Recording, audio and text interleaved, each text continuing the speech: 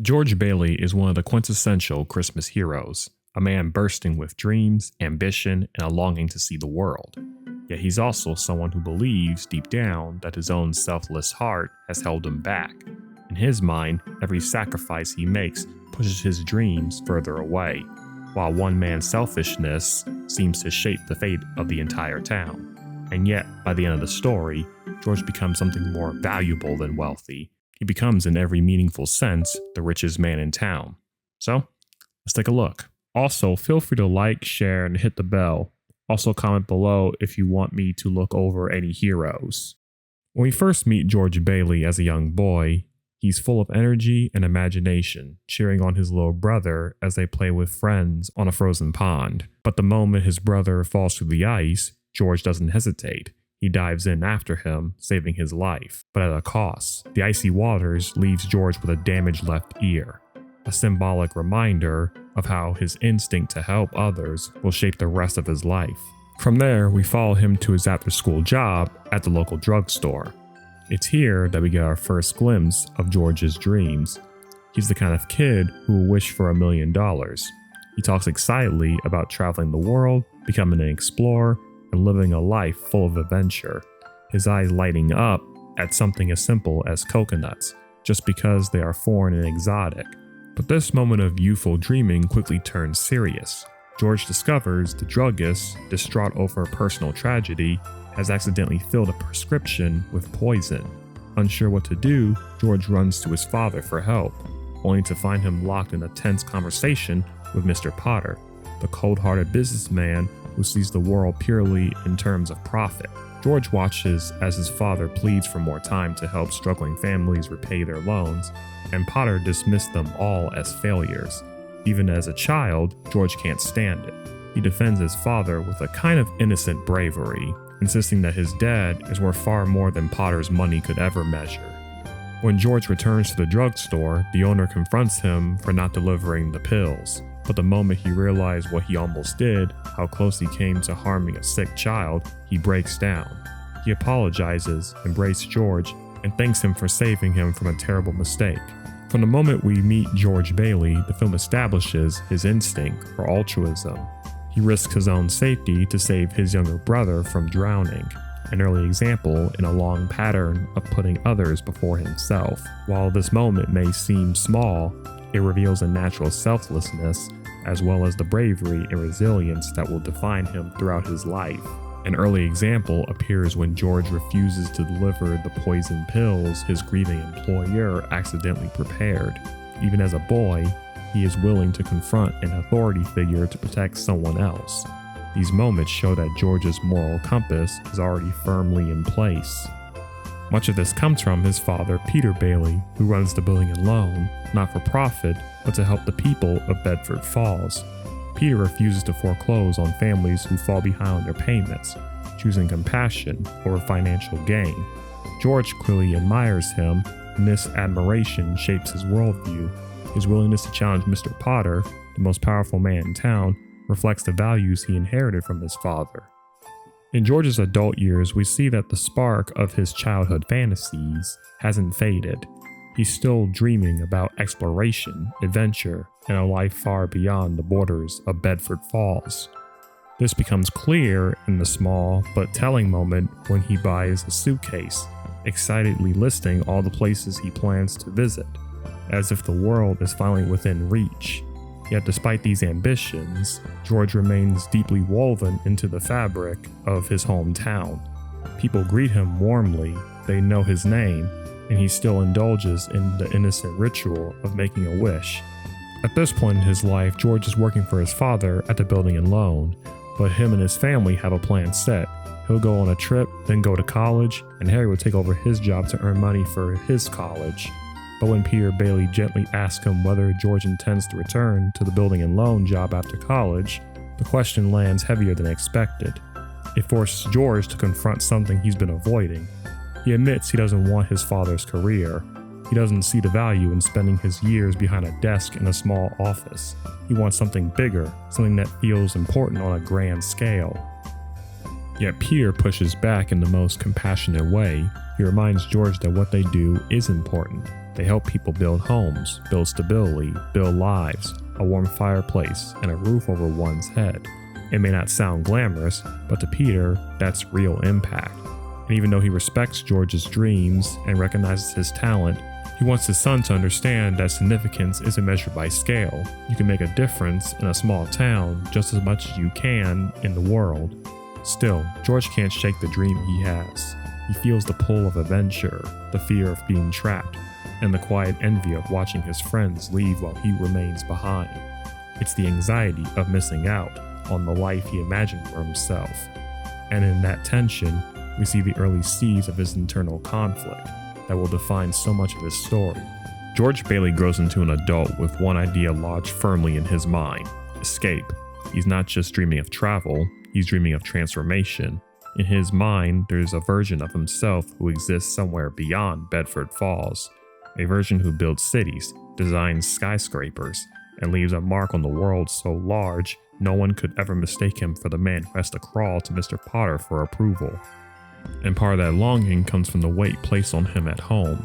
Peter praises George constantly, relies on him heavily, and sees him as the future of building and loan. It's well-intentioned, but it also traps George in a role he never chose. The more responsibility he's given, the more he feels the walls of Bedford Falls closing in around him. Later, at a high school dance, George reconnects with Mary Hatch, an old friend from childhood. They dance, they laugh, and for a moment, George forgets the weight he carries. But George can't help himself. He tells Mary about the places he'll go, the adventures he'll have, and the cities he'll build.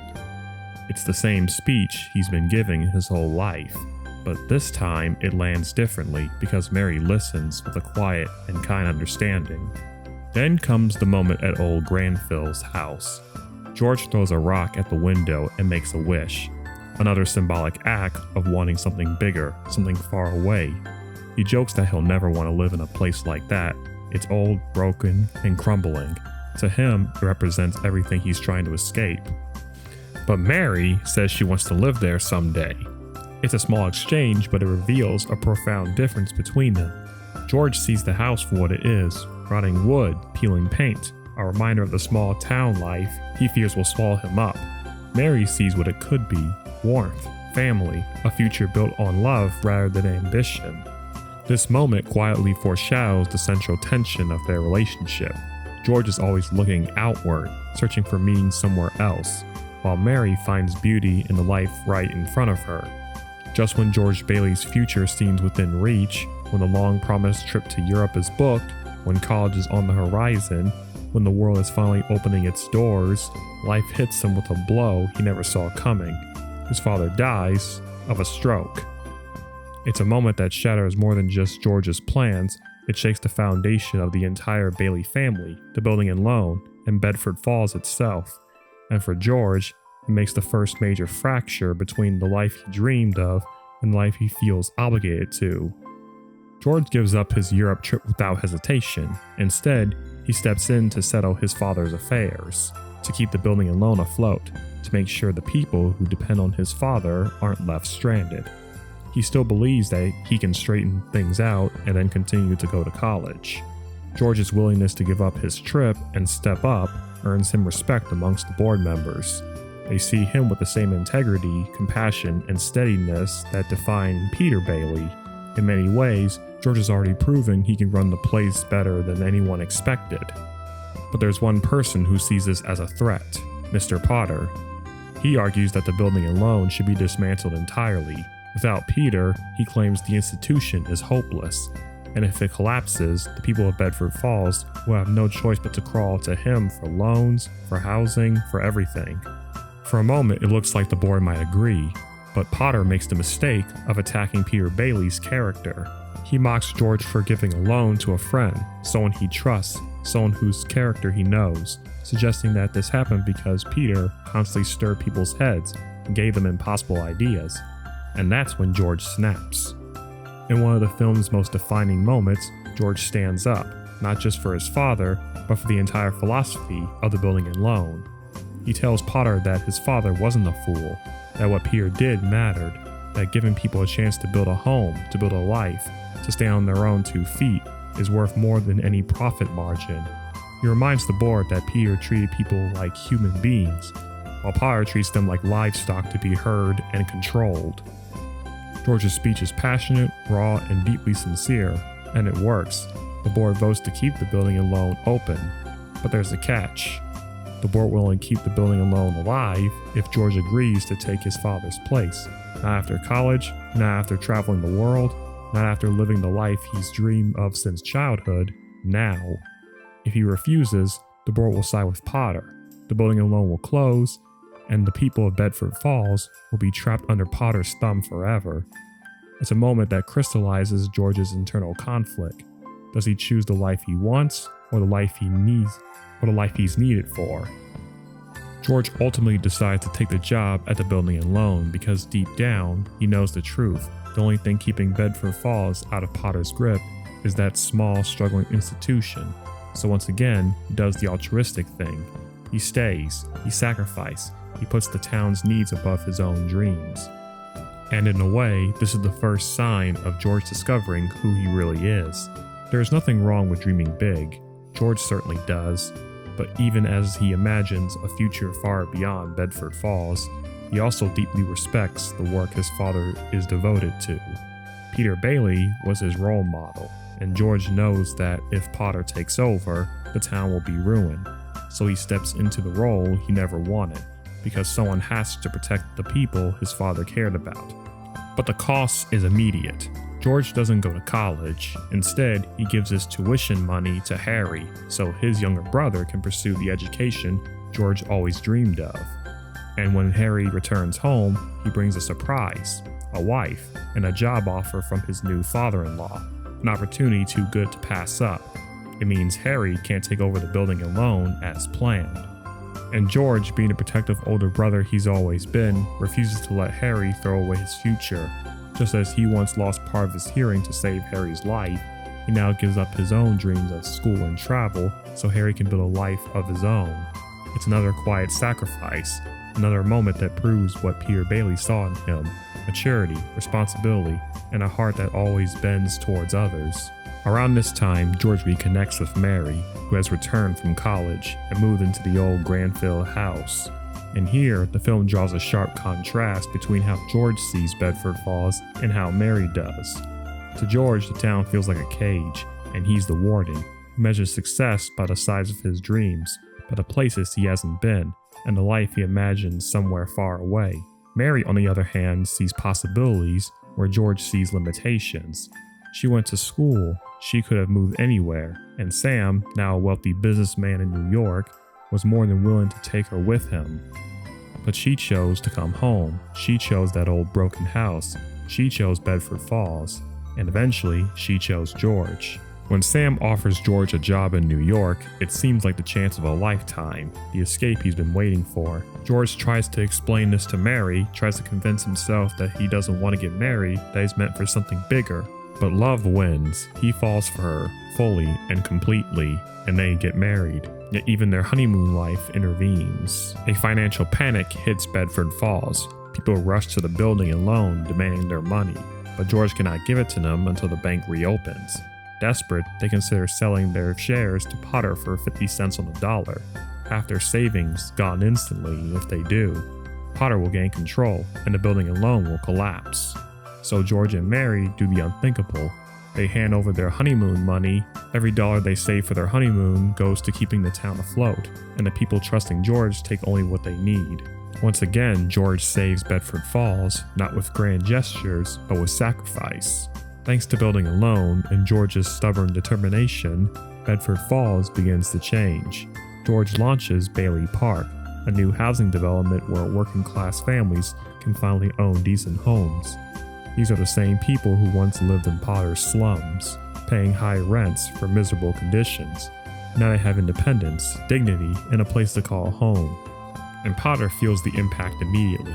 Bailey Park threatens his entire business model. Every family that moves out of his slums is one less source of profit. George isn't just keeping the building alone alive, he's actively undermining Potter's control over the town. This is where George begins to differ from his father. Peter tried to negotiate with Potter, tried to appease him, to keep the peace, George, on the other hand, is a problem solver. He challenges Potter directly, he dreams bigger, builds bigger, and he proves he can turn ideals into action. Bailey Park is the clearest example of that. Potter's influence becomes even clearer when he tries a new tactic. He offers George a job, a high-paying one, a prestigious one, a job that promises everything George once wanted: money, travel, success, escape. And for a moment, George actually considers it. That hesitation reveals something important. George still carries the dream he had as a boy. He still longs for the life he imagined, one filled with adventure and accomplishment. Potter's offer taps into that longing so deeply that George momentarily forgets who Potter is and what he represents. He forgets that Potter is the kind of man who would evict a family without blinking. As George reaches out to shake Potter's hand, the realization hits him. He snaps back to himself, horrified by how close he came to accepting. He rejects the offer abruptly and storms out, overwhelmed by frustration and shame, and that anger spills over onto the people around him. When George finally gets home, the frustration turns inward. In a moment of insecurity, he asks Mary why she ever married him. She could have chosen Sam Wainwright, wealthy, successful, living the glamorous life George once dreamed of. But Mary gently reminds him that she never wanted to marry Sam, she wanted George. It's a small moment, but reveals something profound about George's eternal struggle. In his mind, success is measured by grand achievements, skyscrapers, world travel, big ideas. Because he hasn't lived that life, he sees himself as falling short. He can't recognize the value of the quieter, more meaningful life he's actually built. A loving marriage, a community that depends on him, and a town that is better because of him. World War II becomes one of the most painful chapters in George Bailey's life, not because of the danger, but because of absence. It's a moment in history when nearly everyone he knows gets the chance to do something big, something meaningful, something heroic. Sam Wainwright make fortunes supplying the war effort. Most of George's friends travel overseas to fight, and Harry, the brother George sacrificed so much for, becomes a decorated war hero, receiving the Medal of Honor from the president himself. Even Mr. Potter, of all people, managed to contribute something significant to the national effort. But George, because of his damaged ear, he's classified as unfit for service. While others are flying planes, commanding ships, entering medals, George is stuck in Bedford Falls doing small, unglamorous tasks, organizing scrap drives, coordinating air raid drills, and handling paperwork. Important work, yes, but invisible work, the kind no one celebrates. For a man who always dreamed of doing something big, something that would finally prove his worth, this is devastating. The war becomes a mirror, reflecting everything he thinks he missed out on. In his mind, every sacrifice he made, giving up on college, giving up on travel, giving up on his dreams, has led him to this, stuck in the same town, watching everyone else live the life he wanted. Then comes Christmas Eve. Uncle Billy, in a moment of foolishness, misplaces the building and loans deposit money, accidentally handing it to Potter, who quietly keeps it. This mistake puts George in a catastrophic position. Without that money, the building and loan will collapse, and George will be held responsible. Jail becomes a real possibility. The pressure becomes unbearable. He lashes out at a teacher on the phone, then frightens his own children. It's clear he's unraveling under the weight of everything he's carried for years. Every sacrifice, every disappointment, every dream deferred. Eventually, George reaches at a point of hopelessness. Desperate, George goes to Potter for help, but Potter refuses, mocks him, and even calls the police to report him in a moment of pure cruelty. And it pushes George into a spiral of fear and depression. He believes the world would be better off without him. In his darkest moment, he contemplates ending his own life until a guardian angel intervenes, diverting his attention by jumping into the water first, forcing George to save him. It's the moment that sets the stage for the film's emotional turning point. In his moment of deepest despair, George Bailey tells the angel Clarence that he wishes he had never been born. Clarence grants him this request, and what follows is the film's most powerful sequence. George is shown, with painful clarity, just how much good he has done and how many lives he has shaped without ever realizing it. Without George, Bedford Falls had become a twisted version of itself, Potter's personal playground. The town is now a noisy, neon-lit strip of vice, and the people George once knew, their lives took darker turns. His brother Harry, once a celebrated war hero, is dead because George wasn't there to save him from the icy pond all those years ago. Without Harry, the soldiers Harry saved during the war are dead as well. One small act of childhood bravery ripples outward into dozens of lives. Uncle Billy is institutionalized, unable to cope without George's steady presence. Violet, who once had a chance at a better life, is now struggling to survive. And Mary, his wife in the real world, is alone, frightened, and living a life defined by isolation rather than love. Everyone George looks, he sees the same truth. His small, quiet sacrifices were never small at all. For years, George believed his life was a string of disappointments, missed opportunities, and abandoned dreams, and bad luck. He thought the building alone held him back, that helping others only made his life harder, but now he sees what his father tried to teach him from the beginning. A life spent helping others is a life that matters. This revelation breaks through George's despair. He begs Clarence to let him live again, and the wish is granted. George returns to his world with a joy that borders on ecstatic. Even the prospect of jail can't shake him. He runs through Bedford Falls, shouting greetings, embracing his children with overwhelming gratitude, and holds Mary as if seeing her for the first time. Things still look hopeless until we find out Mary stepped in to help. She has gone to the people of Bedford Falls, the very people George has helped for decades, and they come pouring into the Bailey home with donations, coins, bills, and checks. Anything they can give to save the man who once saved them. It's a tidal wave of gratitude. And then Harry arrives, rushing home to support his brother. He raises a glass and declares George the richest man in town. Coming from a celebrated war hero, the line carries even more weight. Harry may be the public hero, but George has always been his personal one. And that was George Bailey.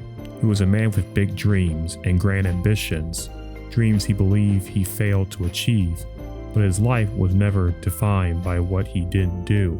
It was defined by what he did do, quietly, consistently, and selflessly. For years, George thought he was a failure, but only when he saw a world without him did he finally understand his true worth. And that's what makes George Bailey a quintessential everyday hero. Thanks for watching.